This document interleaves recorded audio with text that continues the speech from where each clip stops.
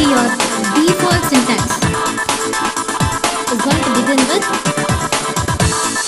anchor tag question mark PHP, and it is just going to get closed with question mark and anchor tag. Yes? Have a look at this. Good morning, children. Welcome to online class. I'm Sheila, your computer application teacher. Today we are going to see chapter 4, Introduction to PHP. PHP stands for Hypertext Preprocessor. Nowadays, any business that we do is related to our internet. Yes? And long ago, there was a famous quote: if your business establishment is not on internet, then your business will be out of business context. It means that if you're not trying any business using internet, you're not going to be in business, you will be out of it. And this is what is actually true nowadays, isn't it? Your web-based internet application ensures the success of critical business in real-world competitions. See, your internet application, say for example Amazon, Flipkart, Meesho, anything and everything that we take, all is going to be your web-based internet applications. Yes? So, what happens is, the success of it is going to be based only on your internet. Yes? In early 1990s, Tim Berners-Lee introduced the concept of internet and World Wide Web. Yes, what did it actually require? It actually required a set of programming languages over the network communication. So what is a network? Generally network is connecting people, isn't it? So here network is going to be connecting many devices together such that they can interact. Yes, these programming languages are recently called as web scripting language. We just write some programming languages to make an application, isn't it? Either it can be even Amazon. Even if it has to be in the internet, there must be some supporting programming language. That programming language is actually termed as what? Web scripting language. Your PHP, Hypertext Preprocessor, is an server-side web and a general purpose scripting language. What is meant by server-side web and what is meant by client-side? You people should have a doubt, isn't it? Client-side is what we are using. We are customers, isn't it? The program, the scripting language that we are using, the pages that we design is going to be client-side, and the storage space where we are going to store the data, where we are going to access the data, that server, that is going to be your server, and for that the language that we write is going to be your scripting, server scripting language. Yes? So your PHP is going to be your server side scripting language. What is the language that we are going to use for our client side scripting language? It is going to be JavaScript, and you read it already in your 11th standard. You remember? See, there are many scripting languages, server-side scripting languages. Say for example, Microsoft ASP. ASP stands for Active Server Page. Next you have JSP. JSP is Java Server Page. And your recent statistics determines that your PHP is actually used lot. Around 78.9% of the website is using what? PHP. The next concept is going to be client-server architecture. See, what is the benefit of this client-server architecture? All your network related problems are going to be resolved using your client-server architecture. Yes, this client-server architecture introduced application sharing mechanism between two different hardware systems over the internet. What is it actually? See, even I am using the same app and you will be using the same app. Say for example, Amazon. Even I am downloading it, I am accessing the app. Yes, even you will be downloading it and you will be accessing the app. But the app is going to be a common one. Yes, sharing of app is actually taking place through client-server architecture. Very good. See, network is going to be of two types. One is going to be intranet and the other one is going to be intranet. Even there is another concept called extranet, but first let us deal with internet and intranet. What is internet? See, your internet is going to be accessed by anyone, even the public. Yes, anyone can access the informations from anywhere, and everything is going to be common, nothing is going to be private. Whereas intranet, the informations can be accessed only within the organization. What does it mean? Only the organization, if they have permission. Say for example, let us take an organization TCS. TCS is found in many places, isn't it? So those people, even if they are going to be in Pune, if they are going to be in Chennai, if they are going to be in Hyderabad, or even if they are going to be in US, they can access the information only within that organization, TCS, not beyond it. Yes, that is going to be termed as what? Intranet. What is the objective? What is the goal of internet? It is actually the main aim of it is the application has to be shared by more than one hardware. Either it could be a server or a client machine. See, your client could send a request and receive the response from the server hardware. Just imagine there is a client and there is a server.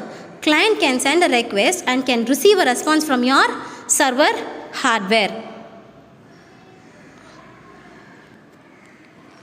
Your server is called as service provider and your client is called as service requester.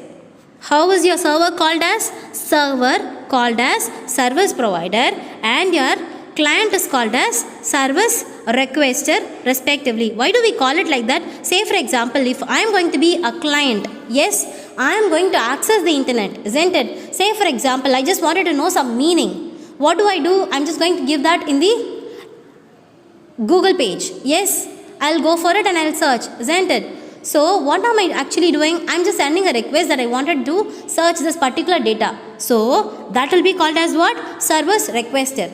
Yes, what the server will do now, as I am requesting something, the response will be from your server.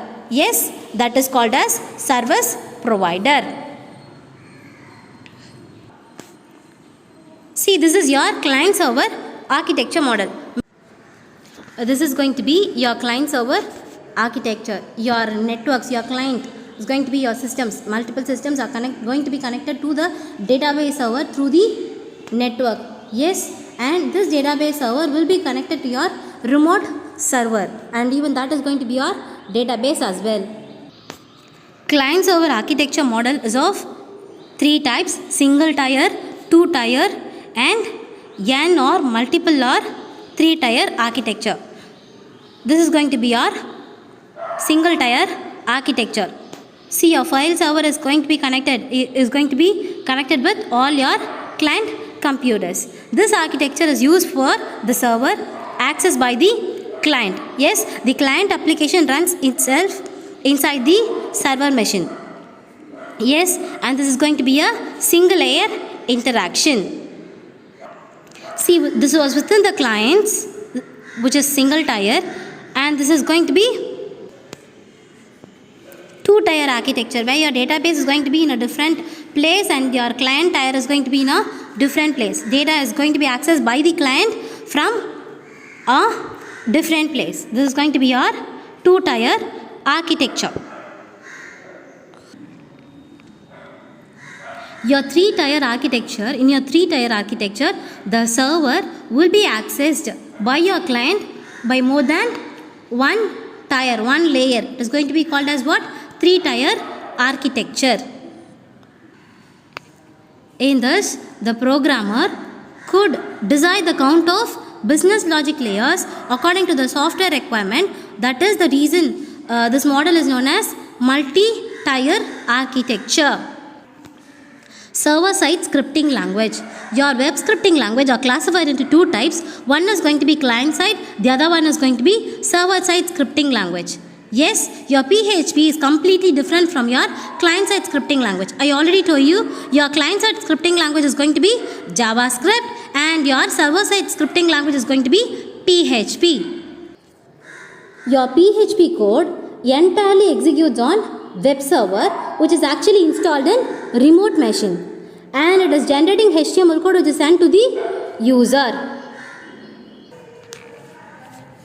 See, the user receives the HTML code and sees the website content via internet browser in the computer or laptop. See, your PHP also supports object-oriented programming. What is it meant by it? See, it actually consists of encapsulation, inheritance, polymorphism. There are so many concepts that is actually involved in your object-oriented programming. Yes, it is applicable to implement all your OOPS features such as class, object and inheritance, etc. What is class? Class is your user-defined data type. Object is instance of a class. Inheritance is inheriting the properties of your base class to the derived class. I mean, say for example, a father is there. Father has a long nose. Yes, let us consider like that. A wide eyes. He is fair in color. The child also inherits the same properties from the father. That is going to be called as what? Inheritance.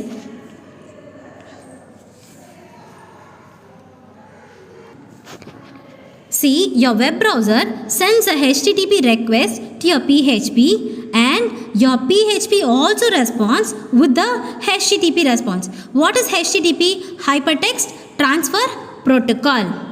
Hypertext Transfer Protocol. Let us see web server installation and configuration files. Yes, your web server software runs on server hardware, governs the server-side scripting compilation into an intermediate bytecode that is then interpreted by an runtime engine. See, website software is actually available as an open source or licensed version.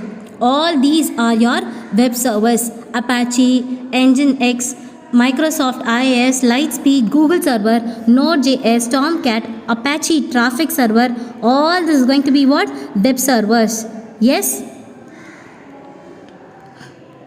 Now what are we going to do is go to Apache Foundation website and download HTTPD web server software. This is going to be your web server software. Just give this in your Google page.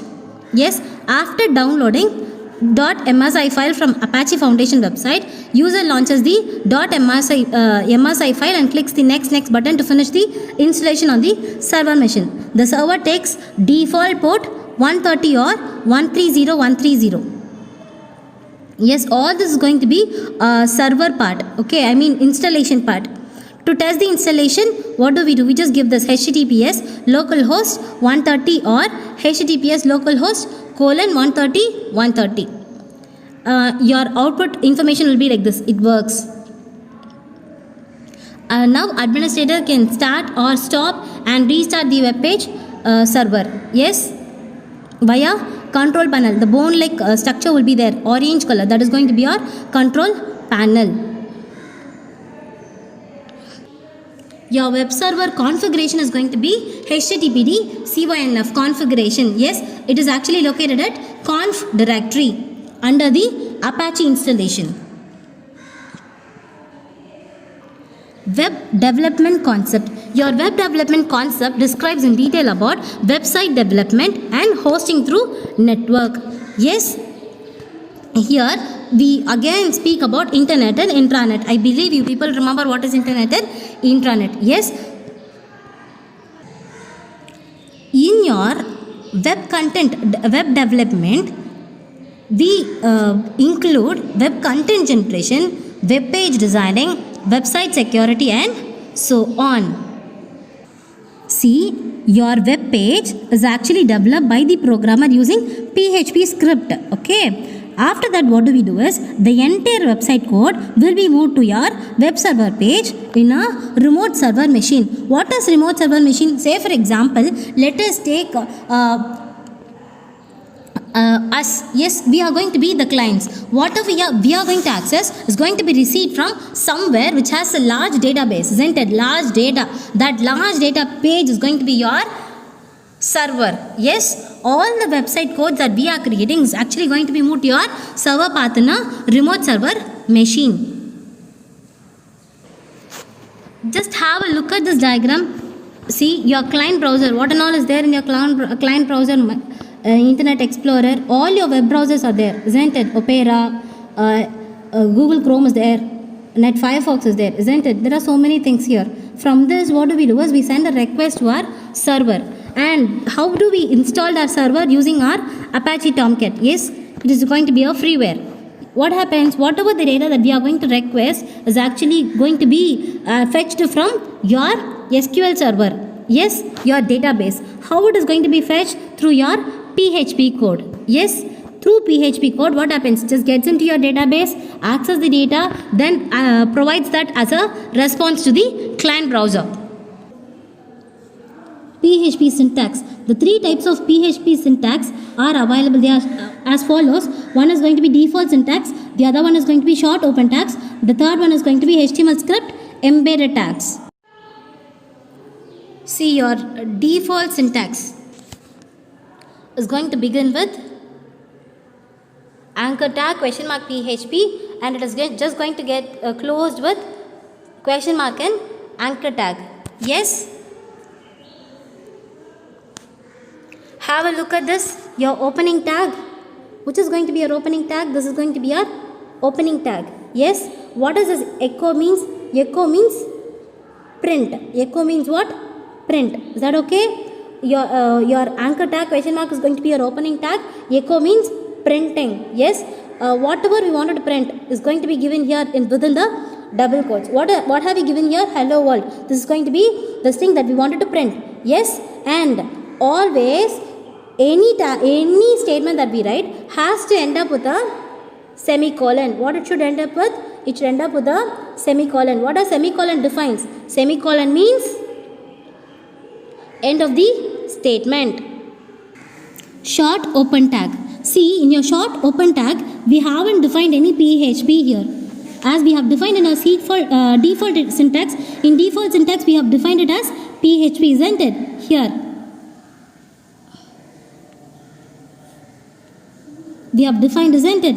But in short open index, we haven't defined any PHP. We have straight away written the code as echo hello world, and there is an end of statement which is actually semicolon, and you have a closing PHP tag. If I wanted to write like this, I have to include a file named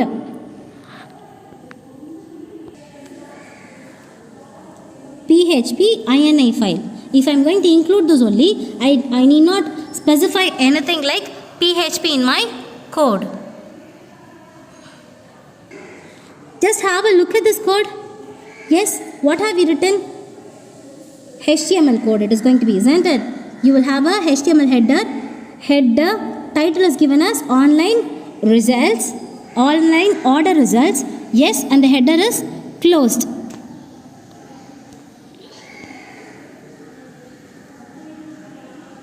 And in our body tag, what have we done?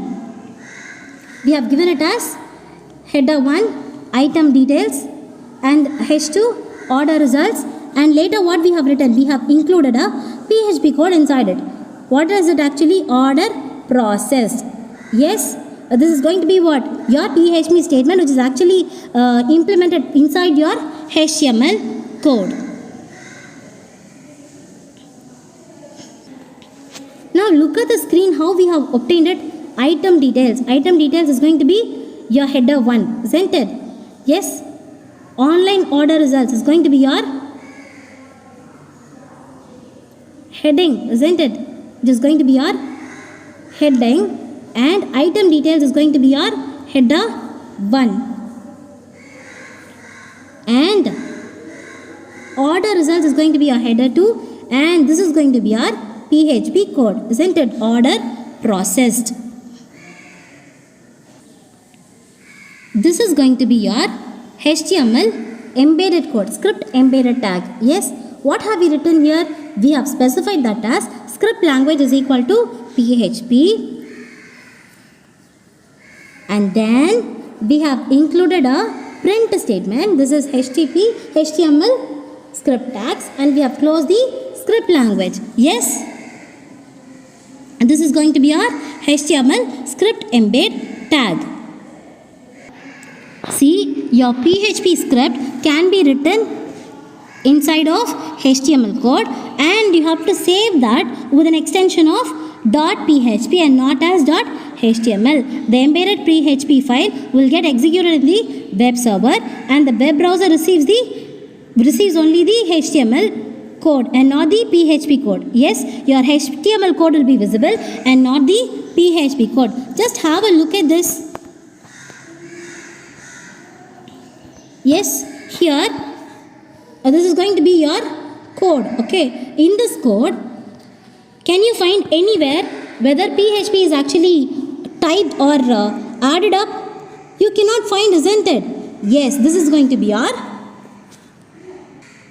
client-side files. Yes, none of your PHP code is visible in your browser, which means the PHP interpreter produces only HTML files to the browsers in the client machine. Is that okay? Let us see the operators in our next class. Children, read your PHP concepts. Write the 3 types of PHP syntax along with the code in your classwork notebook and submit it on Wednesday. Thank you, children.